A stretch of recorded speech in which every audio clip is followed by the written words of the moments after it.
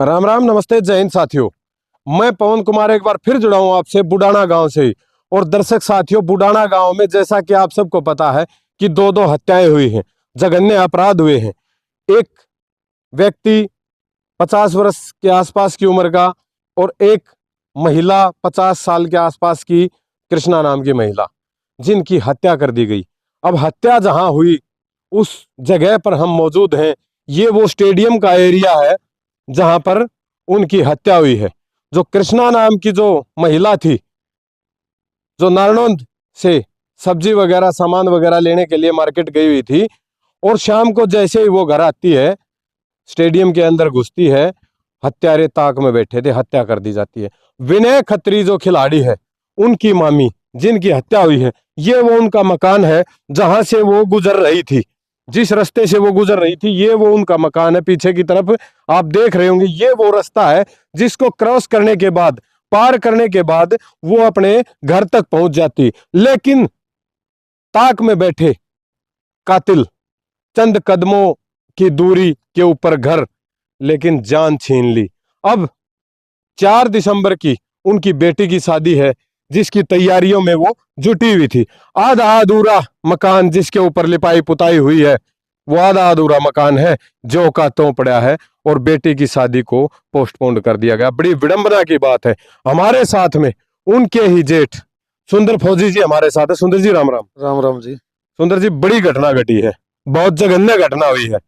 और क्या रहा घटनाक्रम, क्या लेने गई थी और कैसे कैसे रहा जो पूरा वारदात का जो स्थान है, जो वो देखना चाहेंगे। आप पूरी जानकारी कृपया दर्शकों के साथ शेयर करें।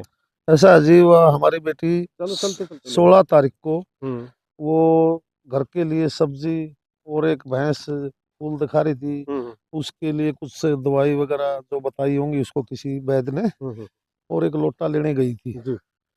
वो शाम होगी, 5 बज गए, वो नहीं मिली। हम्म अपना चल रहे हैं इसी रास्ते से वो आई थी। ये तो वही रास्ता है जिस रास्ते से कृष्णा आई थी। हाँ जी, और जगह भी शायद ये वही है जहां पर हत्या हुई थी। उसकी हत्या का स्थान है एक कदम चलो आगे। यहाँ पर उसको सिर में लठ मारा गया, इधर गुद्दी में, इधर गुद्दी में लठ मारा उसको। अच्छा। और उसके बाद यहाँ उसको चुन्नी से गला घोट करके मार के और घसीट के, वो खंबा है ना, हाँ हाँ वो ऊपर डोरी लटक रही, वहाँ उसके साथ गड्ढा है, वहाँ उसको डेड बॉडी को डाल दिया। अंदर झाड़ियों में ले गए घसीट कर। हाँ, इधर से घसीट के, अच्छा। और वहाँ खंबे के साथ गड्ढा है, उसमें डाल दिया, 2-2.5 फुट का गड्ढा। हाँ जी। तो हत्यारे एक था या दो थे? हत्यारे पुलिस बता रही है 2 थे। अच्छा। ये करेक्ट तो पुलिस बता रही है, तो वो अब तो वही मानना पड़ेगा, हमने तो कोई पूछताछ करने देता नहीं। और उसकी जो सब्जियां थी ना, आप इधर आओगे ना, देखो सब्जी का जो वो थैला। कट्टा ले रही थी, थैला नहीं, थैले में तो थोड़ी 7-8 लेबर थी, कई सब्जियां ज्यादा ले आई थी वो मेरी बेटी।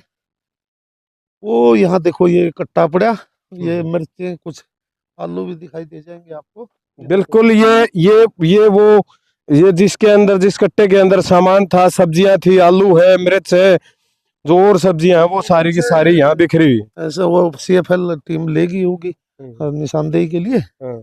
हाँ, तो फिर वो यहाँ निर्मम हत्या की गई उसकी। उसके बॉडी पर हत्या करने के बाद उसके बॉडी को कुत्तों ने पूरा नोच खाया गया था।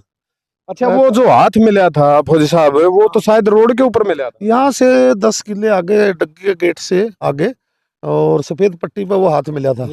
और मेरी बेटी के जो कड़े हैं ना, ये जो पराली है ना, वो करेक्ट जगह देखनी है तो पराली पर चलना पड़ेगा आपको। वहाँ मिले थे 2 कड़े, और उनका खून भी लगा हुआ था। अच्छा। हाँ। तो फौजी साहब, एक बात बताइए, जैसे वो चलो सोने के कड़े पहनी हुई थी, या और जेवरात जो सोना चांदी के थे आभूषण पहने हुई थी, क्या हत्या जो हुई थी वो लूट के इरादे से हुई थी या मकसद कुछ और था? ऐसा है जी, कड़े प्लास्टिक के थे। अच्छा। हाँ, वो नहीं थे सोने के। और गले में एक ढोल या ताबीज जो पहनती थी, वो फोटो में भी देखा होगा, वो है, और कानों की बाली थी, वो डेड बॉडी के साथ नहीं मिली थी। तो अब वो जो सामान है, जो हत्यारे के घर से बरामद कर लिया गया।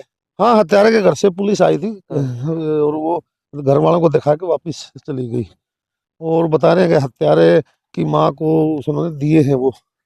अच्छा, गिरफ्तारियां कितनी हुई इसको लेकर? गिरफ्तारियां आज मेरे को पता चला, साधु की पत्नी, साधु का बेटा और एक करमवीर का पोता, काला बोलते हैं, क्या नाम है उसका करेक्ट, वो 13 साल का नाबालिग लड़का, उनको गिरफ्तार किया। तो फौजी साहब, जो बेटी की जैसे शादी थी, हाँ। अब शायद बेटी एक ही है शायद इनको। बेटी 3 है जी। अच्छा। हाँ, सबसे बड़ा बेटा है, उसकी भी शादी कर रखी है। उससे छोटी बेटी है, वो भी शादी कर रखी है। उससे छोटी बेटी है, ये इसकी शादी थी, ये लेक्चरर लग रही है, बेटा भी लेक्चरर है। और छोटी बेटी वह बीमार है ना, वो पहले बीमार थी और ऊपर से ये हादसा हो गया। अच्छा, तो जैसे फौजी साहब, जैसे गांव में कृष्णा आई है, बस अड्डे से उतरती है तो स्टेडियम के अंदर ही प्रवेश करती है। हाँ, वो गेट देख रहे हो, मोटरसाइकिल खड़ा ना, हाँ। उधर से प्रवेश किया उसने। अच्छा। वो 3:01 पे इधर उतरी है बस से, और वो यहाँ तक तकरीबन 3:09-10 पे इधर जहाँ मैंने आपको बताया ना पहुंच चुकी थी। 8-9 मिनट का ही रास्ता है। उसी दौरान उसके सिर में मारा गया वार, और घसी उसके चुन्नी से हत्या करके, वो आपको वो डोरी दिखाई ना, वो खंबे के पास खड़ा है, उसने डेड बॉडी डाल दी। तो जैसे फुटेज वगैरह जो गांव की तरफ से जो मुहैया करवाएगी, उसमें स्पष्ट शायद दिखाई दे रही है उतर के आती हुई। हाँ, वो मेरी बेटी घूंघट करे हुए है, बस में से उतरती है, कट्टा नीचे जमीन में रखती है और उठा के इसी तरफ चल देती है। तो फौजी साहब, दहाड़े हत्या की गई है। हाँ, ये तो है कि मतलब तकरीबन 3:30 के आसपास का समय होगा शायद जिस टाइम पे ये घटना। 3 बज के वो वहां से 3:01 पर तो उतरी है, 3:10 पर अड़ायली या 3:10-11 पे उसकी हत्या को अंजाम दे दिया। 10 मिनट का रास्ता नहीं है। फौजी साहब, वीरान इलाका, जैसे स्टेडियम का नाम तो है, इलाका वीरान है, शायद डर भी लगा आम आदमी को आते हुए, खिलाड़ी वगैरह तो आते नहीं शायद यहाँ पर। यहाँ कोई नहीं आता, यहाँ तो बस ऐसे सुनसान पड़ा है। इसकी 4 दीवारी निकली, या बिल्डिंग बनी थी और ठेकेदार अपने पैसे करा के चले गया। ये जो मिट्टी है ना, वो एक वाटर वर्क्स में एक टैंक खोदा था, वो मिट्टी स्टेडियम भला आदमी था इधर गिरवा गया। हाँ, ताकि काम आ जाए। तो अब जो फौजी साहब, जैसे पुलिस प्रशासन की मैं बात करूं कि लगातार सर्चिंग में जुटा हुआ है कि हथियार जो हत्यारे ने बताया कि वो तालाब के अंदर छुपा दिया है, क्या मानते हो कितने दिन से काम चल रहा है ये इसका? ऐसा है जी, प्रशासन ने 3 मोटर दी हमारे को। उसके बाद बिजली की डोरी, एक 100 का ट्रांसफार्मर भी चाहिए था, वो हमें मुहैया नहीं हुआ। फिर हमें जो इरिगेशन के लिए ये पंखे यूज करते हैं ना, आपने देखा होगा, वही यूज कर रहे हैं। बिल्कुल। अभी कितना तेल जला दिया, 4 दिन हो गए, हमने आज चौथा दिन है पानी निकालते निकालते। क्या लगता है हथियार मिल पाएगा? अभी वो तो कातिल पे डिपेंड है, वो सच बोल रहे हैं।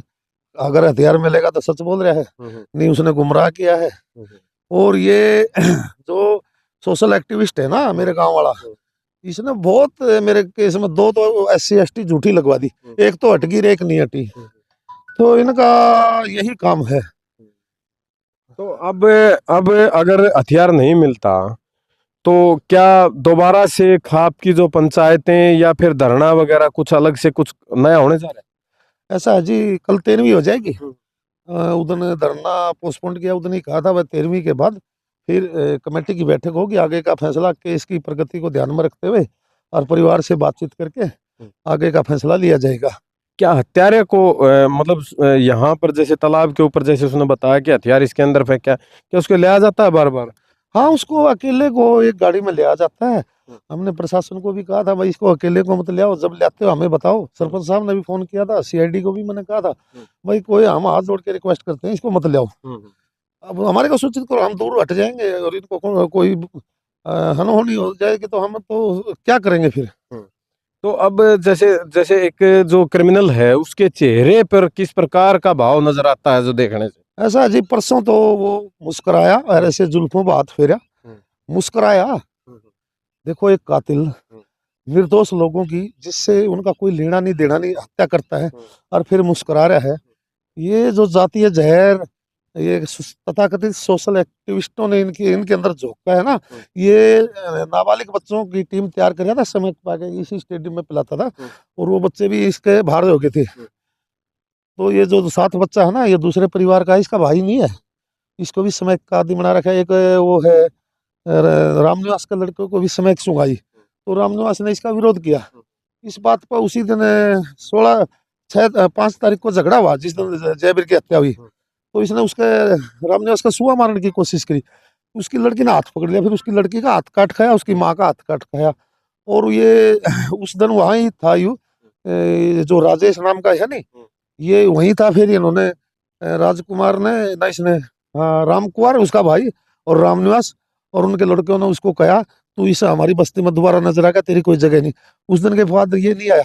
उसके फिर उसी रात 9 बजे 8 बजे वो तो करेक्ट टाइम उन्होंने भिरा और वो जयवीर की हत्या करी इन्हीं ने। अच्छा एक बात बताइए, जैसे पहले जो घटनाक्रम रहा, चाहे चुनावी टाइम में मतलब उसने घटनाओं को अंजाम दिया, झगड़े करे, अगर उसी समय उसके ऊपर काबू पा लेता प्रशासन तो आज शायद ये काम नहीं होता। ऐसा जी ये सारा घर इन सोशल एक्टिविस्टों ने क्रिमिनल बना दिया और ये गैंग बना रहे थे। इसके 2 बड़े बेटों ने, एक तुम्हारा का हमारा भाई है उमल, उसके बेटे का चक्कू मारे। कैप्टन अभिमन ने भी उसको वीडियो में किया था उल्लेख कि एक मेरे वर्कर को चक्कू मारे। वो राखी गया था, वो प्रचार प्रसार में आ रहा था तो इधर उतर के वो पैदल जा रहा था। इसके लड़के उधर कहीं शराब पी रहे थे और वो उसको गाली दी और उसको चक्कू मारे।